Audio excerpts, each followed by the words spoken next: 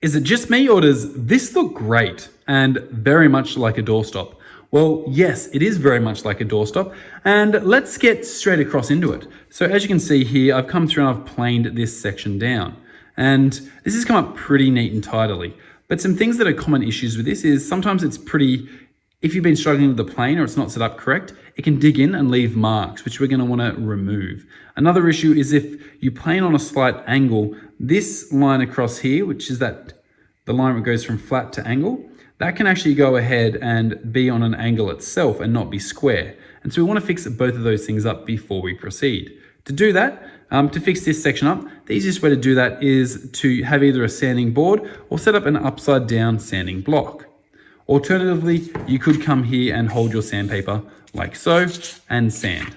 For this, I'm going to use a sanding block. Now these is in fact the sanding blocks that we go through and make in these tutorial series. So keep an eye out for these self-holding sanding blocks.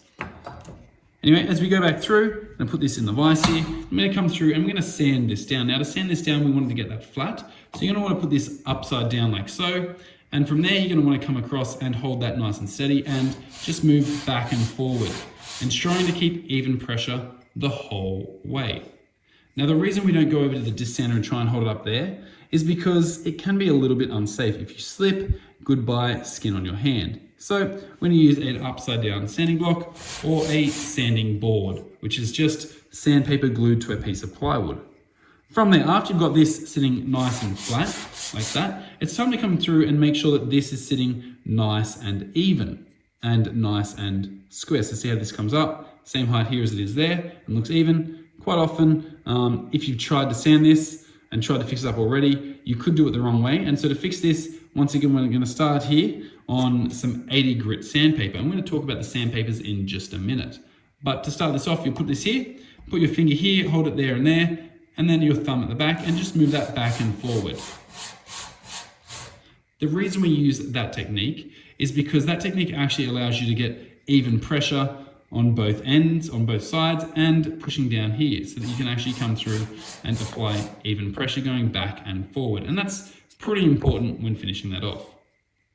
Now we want to go through and finish off the shaping of this doorstop before we begin the final sanding and adding all the extra features. To do this, you're going to need your doorstop, a pencil, and something circular. For this, I'm just using a measuring cup that is a 1 cup measuring cup. And I'm just going to place this here and give me a slight circle, a slight curve coming around the front. These nice little details really change a product from being that's nice to wow, that's beautiful. So let's continue this here. Going to bring this around and just draw that on here like so. As you can see, we've got a nice template coming through there now. Jump over to this disc sander and we'll sand this down. So now that we're over at the sander, you're going to need, of course, to go ahead and put on some safety glasses.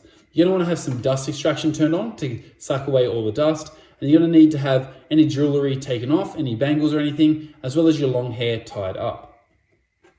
Then you're going to bring it in and you're going to slowly just move it around to get the shape that you are after.